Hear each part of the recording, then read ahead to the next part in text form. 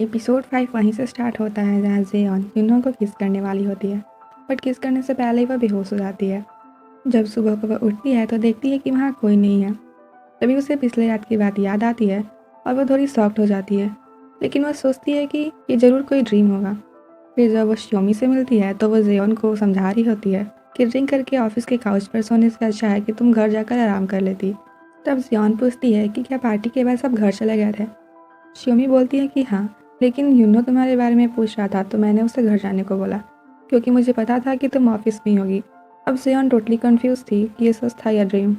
जब यूनो उसे स्केड्यूल बता रहा होता है तो वह उसे बहुत ध्यान से देख रही होती है और पूछती है कि क्या पार्टी के बाद तुम ऑफिस में आते? तो यूनो कहता है कि नहीं, मैं तो घर पर गया था। तभी जेयन नोटिस करती है कि उसके फ़ोन पर लगा ड्रैगन का स्टिकर मिसिंग था। जब सब मीटिंग रूम में होते हैं तो जेयन की पेन फ्लोर पर गिर जाती है और वह उसे उठाने के लिए झुकती है। तभी यूनो भी उसकी हेल्प करने आता है और उन दोनों का फेस बहुत क्लोज आ जाता है और जेयन को रात की बात फिर से याद आ जाती है और वह एकदम से डर जाती है। उसे हर टाइम यही बात याद आ रही होती है और वो सिर्फ यूनो को ही देखे जा रही थी। बाद में जब वो किसी वर्क से बाहर जा रही होती है और यूनो भी उसके साथ जाने लगता है तो वह बोलती है कि तुम्हें मेरे साथ जाने की जरूरत नहीं है, और उसे चेयर पर बिठाने के बाद वहाँ से दौड़कर भाग जाती है। इसके बाद वो बुक स्टोर पर जाती है और ड्रीम से रिलेटेड बुक्स पढ़ती है। तभी बियोल वहाँ आती है और बोलती है कि पास ही में एक आइसक्रीम शॉप खोली है, तुम्हें कौन सा फ्लेवर पसंद है? तो जियोन बोलती है कि मुझे मिंट चॉकलेट फ्लेवर पसंद है। फिर दोनों शॉप पर जाती है। वहाँ जियोन बोलती है कि तुम्हें स्ट्रेंजर्स के साथ बाहर घूमने नहीं जाना चाहिए। तो बियोल कहती है कि तुम स्ट्रेंजर नहीं हो, तुम मुझे पसंद हो। इधर शियोमी का हस्बैंड उसे बोलता है कि कभी कभी बियोल जियोन से यहाँ मिलती है और वो उसे लाइक भी करती है, और आज तो दोनों मार्केट भी गए थे। तुम्हें नहीं लगता कि अगर जियोन और यूनो डेट करते तो? तभी शियोमी बोलती है कि तुम बेमतलब ही सोच रहे हो, ऐसा कुछ नहीं होगा।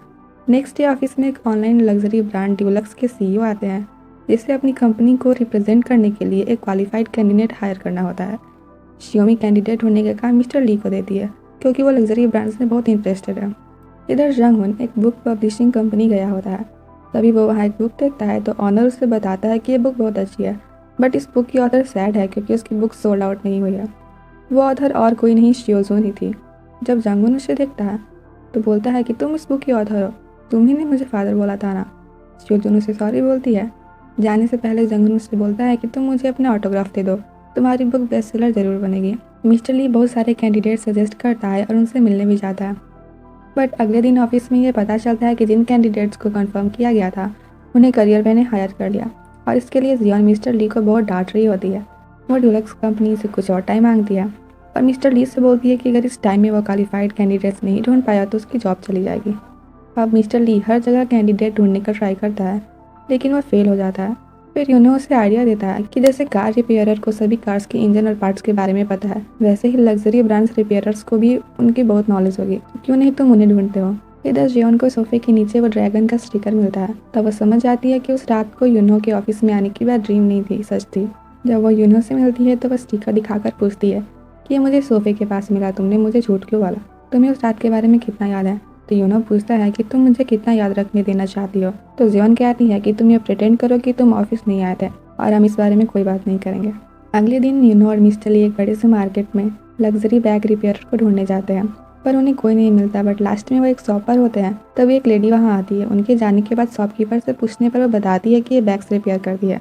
तब यूनो और मिस्टर ली उस लेडी के पीछे जाते हैं। जब वो दोनों उसकी शॉप पर जाते हैं तो वो एक पर्स रिपेयर कर रही होती है, जिसे देखकर तो मिस्टर ली एकदम एक्साइटेड हो जाता है। उन्हें पता चलता है कि वो लेडी 37 ईयर से लग्जरी ब्रांड्स की रिपेयरिंग कर रही है, और जब वो जियोन से मिलती है तो वो उनको जॉब ऑफर देती है। तब वो लेडी बोलती है कि मैं इतने बड़ी कंपनी में वर्क कैसे कर सकती हूँ। तो यूनो उन्हें समझाता है कि आपके सालों के हार्डवर्क की वजह से हुआ है। वहाँ से जाने टाइम जियोन बोलती है कि आप डिसाइड करके हमें इन्फॉर्म कर सकती हैं। इधर बियोल स्कूल ट्रिप पर जाने वाली होती है। यूनो से पूछता है कि क्या तुम्हें मेरी याद नहीं आएगी? तो बियोल बोलती है कि मैं छोटी नहीं हूँ, मैं 7 ईयर्स की हूँ और पापा आपको भी एक गिफ्ट ढूंढ लेनी चाहिए। ऑफिस में शियोमी यूनो से बोलती है कि बियोल घर पर नहीं है, तो तुम फ्री हो तो फिर क्यों ना हम सभी मेरे घर पर डिनर पर चले। तो जंगुन बोलता है कि मैं नहीं आने वाला, तुम्हारी कुकिंग स्किल अच्छी नहीं है।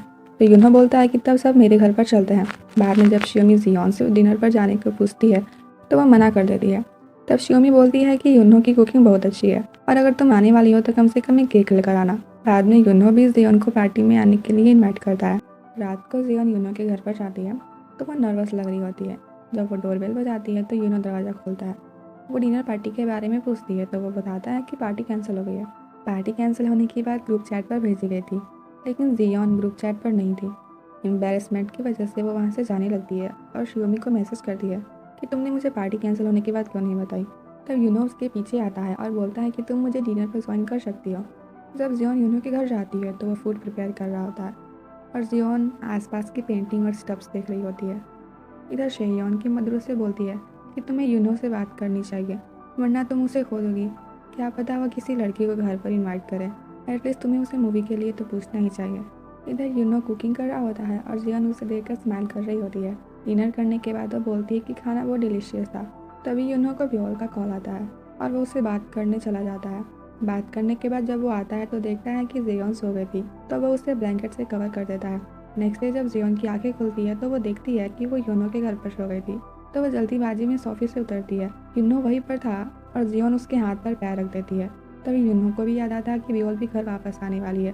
वे दोनों जल्दी से बाहर जाते हैं और वो दोनों अभी एलिवेटर में ही होते हैं। तभी डोर ओपन होता है और व्योल बाहर खड़ी होती है और वो यूनो को फादर बोलती है, जिसे सुनकर जियोन शॉक्ड हो जाती है। ये एपिसोड यहीं पर एंड होता है। आगे के एपिसोड देखने के लिए चैनल को लाइक और सब्सक्राइब करें। Thank you.